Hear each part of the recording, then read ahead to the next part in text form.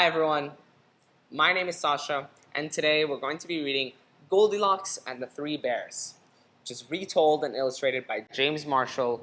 A great thank you to Puffin Books for publishing this wonderful story. This book has the Caldecott honor for its illustrations. That means that its drawings and pictures were awarded.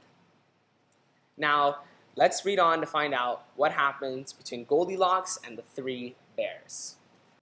Once there was a little girl called Goldilocks. "What a sweet child," said someone new in town. "That's what you think," said a neighbor. One morning, Goldilocks' mother sent her to buy muffins in the next village. "You must promise not to take the shortcut through the forest," she said. "I've heard that bears live there." "I promise," said Goldilocks. But to tell the truth, Goldilocks was one of those naughty little girls who do exactly as they please. And so what do you think Goldilocks did? Well, let's find out.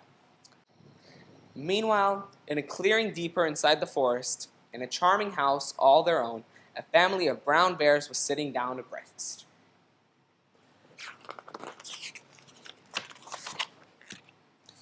"Patooey," cried big old Papa Bear. "This porridge is scalding.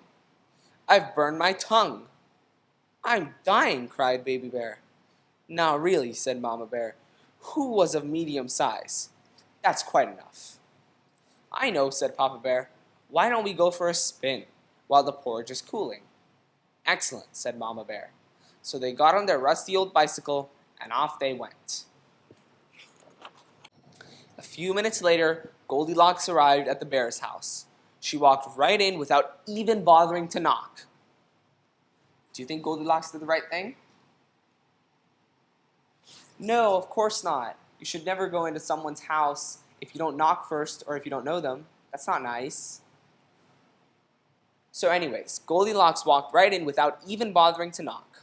On the dining room table were 3 inviting bowls of porridge. "I don't mind if I do," said Goldilocks, helping herself to the biggest bowl.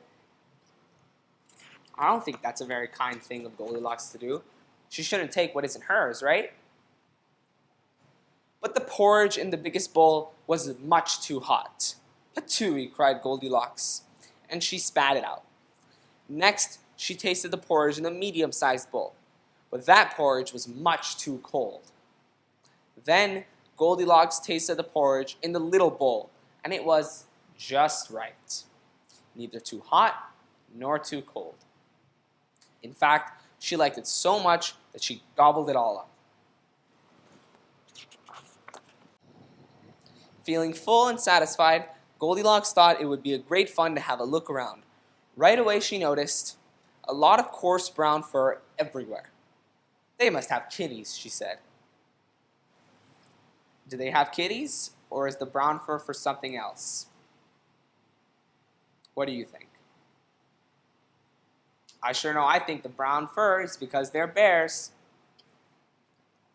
In the parlor, there were 3 chairs. "I don't mind if I do," Goldilocks said, climbing into the biggest one. But the biggest chair was much too hard. She just couldn't get comfortable. Next, she sat in the medium-sized chair. But that chair was much too soft, and she thought she might never get out of it.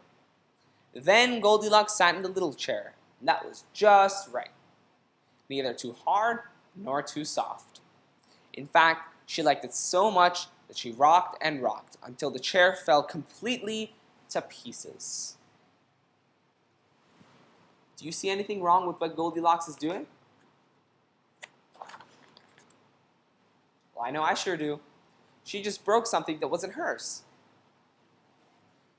Now, all that rocking left Goldilocks quite tuckered out. "I could take a little snooze," she said. So she went to look for a comfy place to nap. Upstairs were 3 beds. "I don't mind if I do," said Goldilocks, and she got into the biggest one. But the head of the biggest bed was much too high. Next, she tried the medium-sized bed, but the head of that bed was much too low. Then Goldilocks tried the little bed, and it was just right.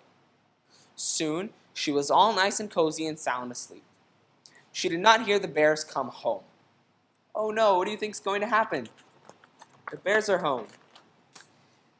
The three bears were mighty hungry, but when they went in for breakfast, they could scarcely believe their eyes. "Somebody has been in my porridge," said Papa Bear. "Somebody has been in my porridge," said Mama Bear. "Somebody has been in my porridge," said Baby Bear, "and eaten it all up." In the parlor, the three bears were in for another little surprise. "Somebody has been sitting in my chair," said Papa Bear. "Somebody has been sitting in my chair," said Mama Bear. "Somebody has been sitting in my chair," said Baby Bear, "and broken it to smithereens." The three bears went upstairs on tiptoe, not knowing what they would discover. At first, everything seemed fine. But then Papa Bear lay down in his big brass bed. "Somebody has been lying in my bed," he cried, and he was not amused. Uh-oh, what do you think they're going to find next? "Egads," cried Mama Bear, "somebody has been lying in my bed." "Look," cried Baby Bear, "somebody has been lying in my bed, and she's still there."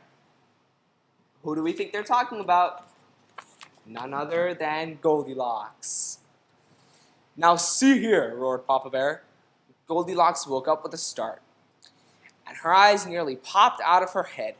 Before the bears could demand a proper explanation, Goldilocks was out of bed, out the window, and on her way home.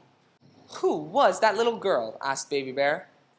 "I have no idea," said Mama Bear, "but I hope we never see her again." And they never did. The end. Wasn't that a great story? So now let me ask you a question. Why did Goldilocks get into this little troublesome situation?